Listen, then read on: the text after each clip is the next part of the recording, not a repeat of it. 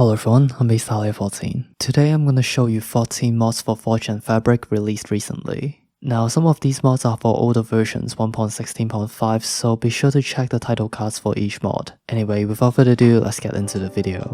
The first mod that we have is Omnipotent Cards. This mod adds a couple throwable cards into the game.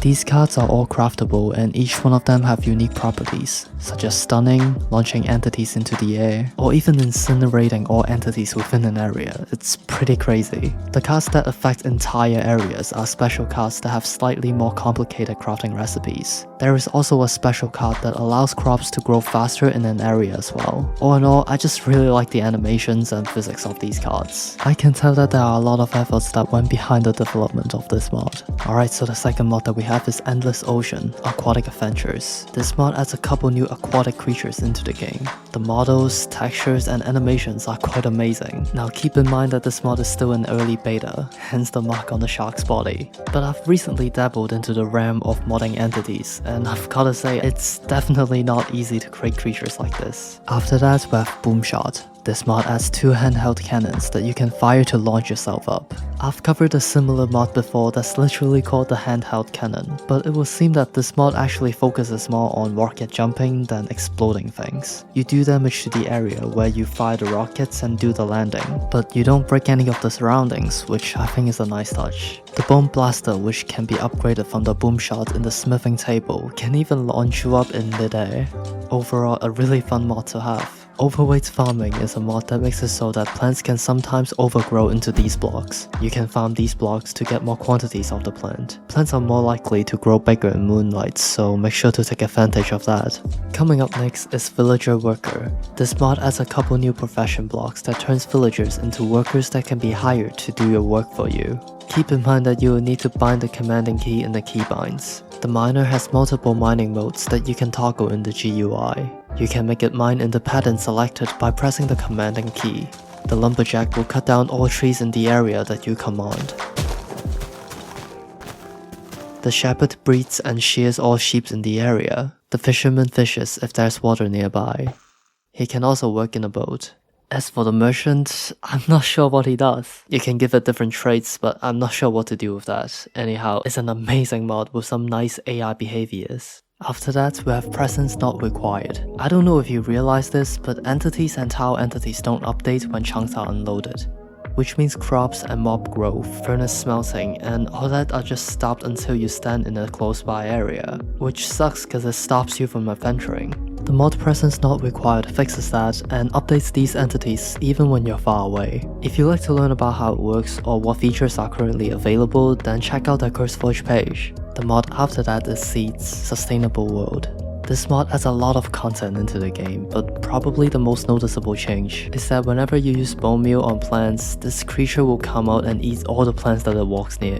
If you want to use bone meal, you will now need to craft a water can, then throw some bone meal into any water source, then right click the water source with the water can to obtain diluted bone meal. This mod also allows you to recycle equipment by using a new tool called Crushing Stone. There's also a new mod golem which can be created like so. He attacks creepers, the creatures that eat your crops, and a new creature called Waste. Now, wastes are created when an item despawns on the ground, so make sure to pick up everything that drops within your vicinity. There are many more mechanics and items that I don't have time to cover here, so check out the CurseForge page for more information. The next mod that we have is a simple mod called Peat Zombie. This mod adds a new variant of zombie that spawns in swamp biomes. This zombie attacks pillagers instead of villagers, and it's also slightly faster and stronger than regular zombies.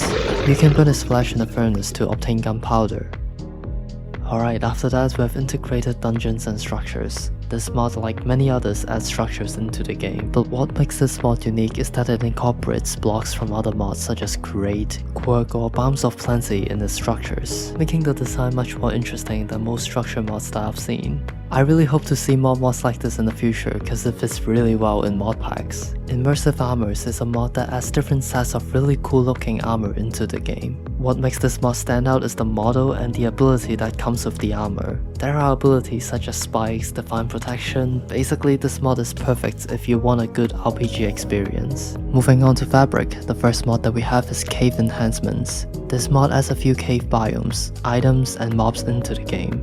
Honestly, the biomes and the blocks added feels like just a part of vanilla Minecraft, so yeah, go check this mod out. Alright, after that we have Illager Expansion. This mod adds a ton of new Illager types and their residing structures into the game.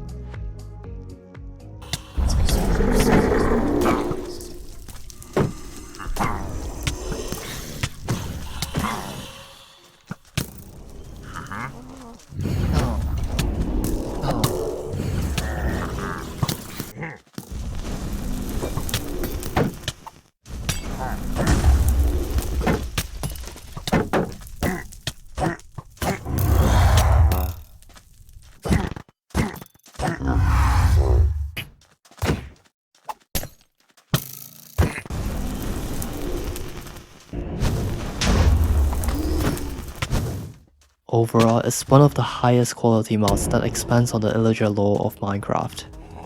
The next mod, MrPlague's Warper Origin, is an add-on for the fabric version of the Origins mod. Usually, I don't like to cover add-ons, but this is honestly unique enough to deserve a spotlight. The Warper Origin allows you to warp through Nether and the Overworld. You will need to set up warp points by using your primary ability, Interdimensional Sight. You will be able to see the blocks around you through particles. With that, you can left and right click to switch back and forth between Nether and the Overworld. But that doesn't place you into the dimension. For that, you will need to set up warp points by pressing number 1 to 6 in your keyboard. To teleport between warp points, simply press the numbers without using Interdimensional Sight. You also get a special gliding ability when you crouch while holding sprint. Overall, a really unique origin. Alright, so the last mod that we have is Ducklings. This mod adds a couple types of ducks and a duck trader into the game. The trader can sometimes be seen fishing near rivers, it's quite adorable. So yeah, that's the end of the video. Let me know which mod was your favorite, and if there are other mods that you would like me to take a look at, feel free to comment down as well. So yeah, that's it. Until next time, bye.